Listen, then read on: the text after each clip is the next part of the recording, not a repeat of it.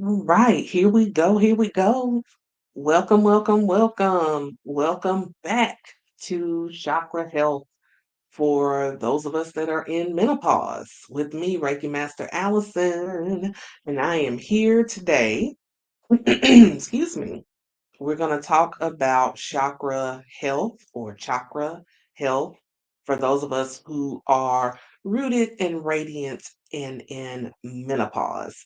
So, I'm not going to recap from the previous video, just enough to say that this is a series that I am dedicating to those of us who are over 40 and in menopause. And again, when I say menopause, I'm speaking about whether it's perimenopause, menopause, or postmenopause, covering all bases. Okay.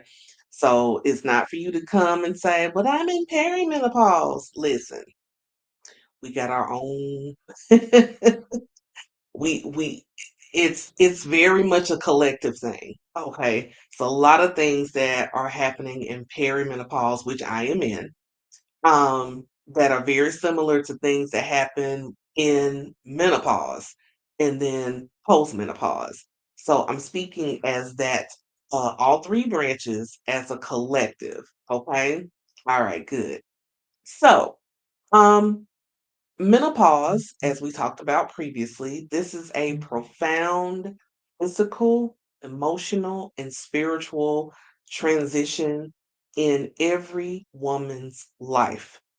So every woman in one way or another is going to experience menopause. There's no fighting it, there's no denying it, there's no postponing it. It's gonna happen. And when it does, it doesn't exactly announce itself. At least for me, it kind of eased its way in there and was like, "Hey, how you doing? I'm here, girl." And I was like, "Oh, so it's you. Heard about you, but didn't know I would be meeting you like this." So, yeah. She comes in with her own way. But this series is to talk about our energy centers, our chakra health. We're speaking from that perspective. So it's not necessarily to talk about just the hormonal change because, growing up, um, we really just heard um, about menopause. And honestly, I don't even think anybody talked about it in using that word. All I heard was the change. That the woman is gonna go through the change. All women go through the change. And I'm like, okay.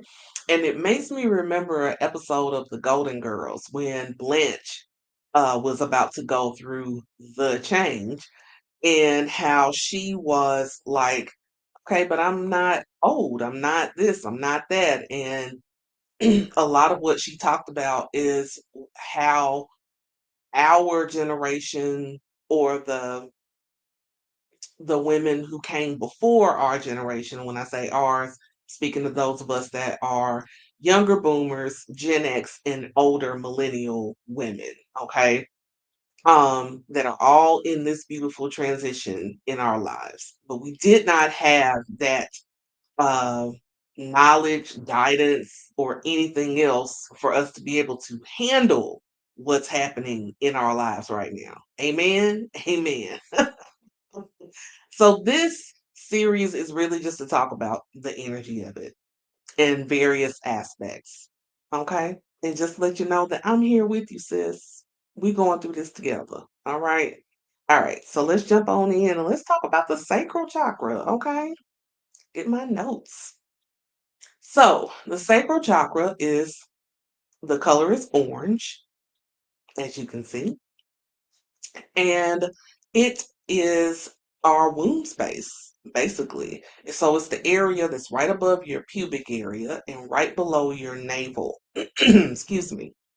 So this is the energy center that is about our creativity, our sensuality, our sexuality, our emotions. So, as a woman going through menopause, I think every part of that has been affected. I don't know about you. So let's talk about what can happen. So in our sacral, as we're going through menopause, we'll experience or could experience changes in libido. So for some women going through menopause, our libido might be a little lower or it might increase. Some women are like that. Just depends on you. It's but it's really just about that balance, I feel, in all things, right?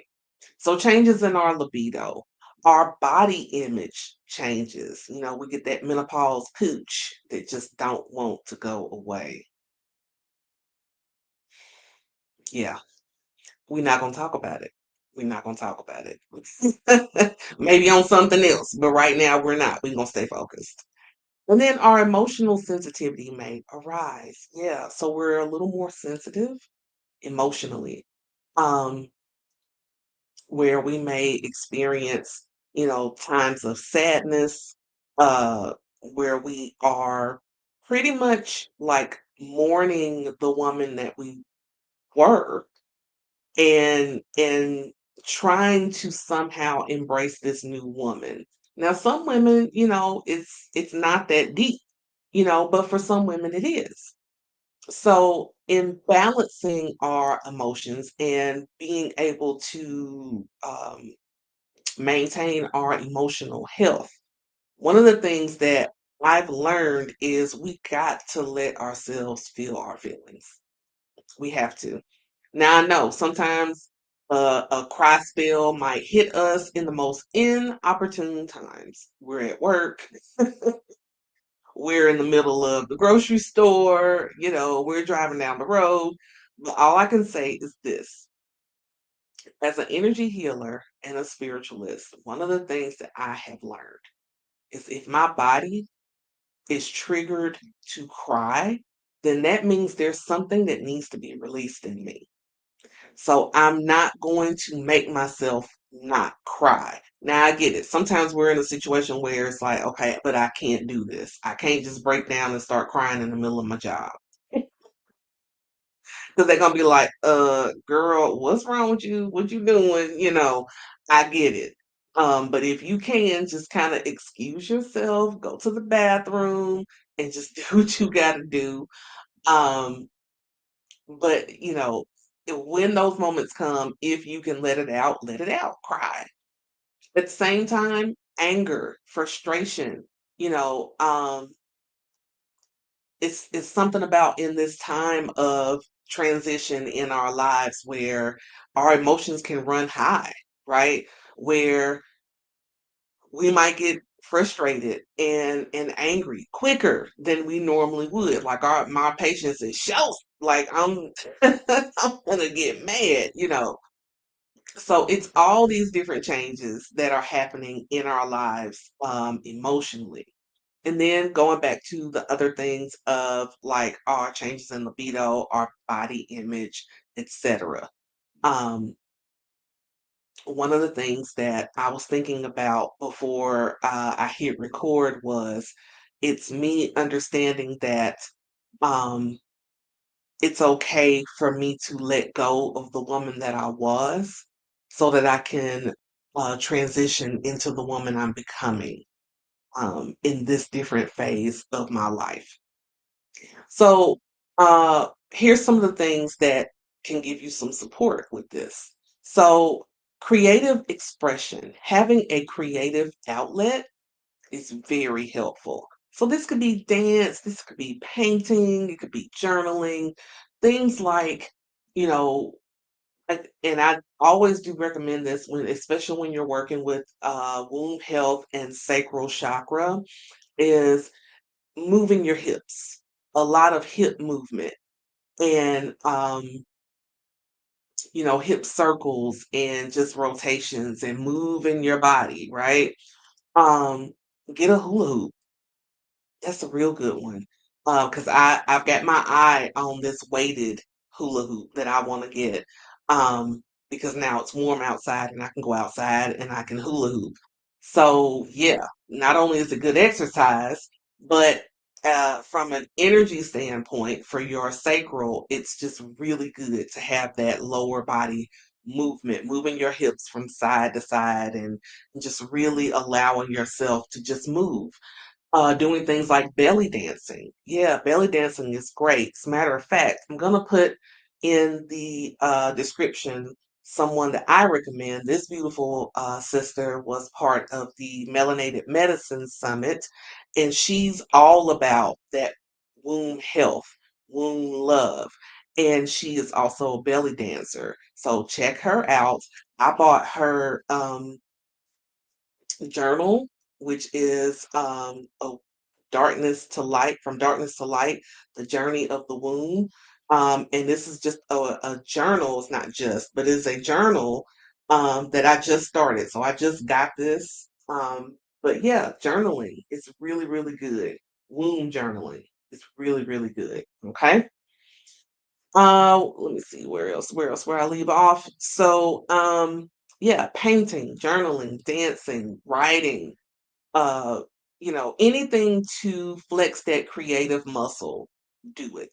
It opens you up. It really does.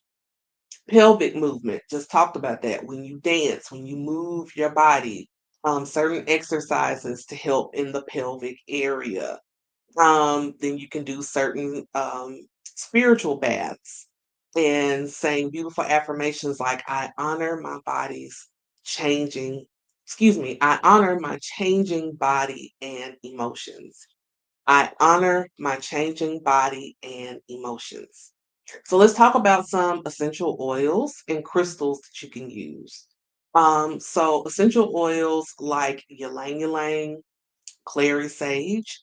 Those are like my go-to menopause oils. Okay.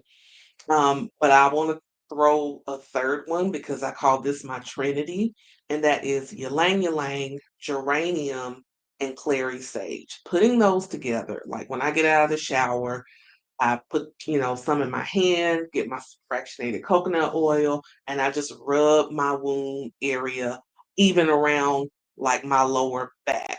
And it just really is helpful because of, you get the what's that called? The aromatherapy, but you also get the benefits of the oils. Each one of those oils has their own subset of um, benefits that can help you, especially hormonally. So just saying. And then for crystals, you can use things like carnelian. See, my beautiful ankh that I have on is carnelian. I love this thing so much. Had it for years and I will never part with it. And then you can also use moonstone. And moonstone is kind of like, well, duh, since we are connected to the moon as women, and the moon is the epitome of divine feminine energy oozing down from above to sync with us. Using moonstone is a very beautiful, very divine way to connect with your sacral chakra as well as the moon and all the beautiful cycles of the moon, and the divine feminine energy of the moon. um Having that divine feminine energy, which the sacral chakra is very much connected to divine feminine energy. Um it's it's really important for us to practice um the energy and divinity of receptivity, being able to receive, leaning into that part of our femininity. We've given for a lifetime at this stage of our lives, we've given so much to everyone in our lives, right? And it's okay for us to sit back and receive. Okay. So that is the sacral chakra. That is what I wanted to share. Leave me some comments. Don't forget to like. Don't forget to subscribe if you're not subscribed. And share, because sharing is caring, right? And I'll see you all in the next video. All right? Bye for now.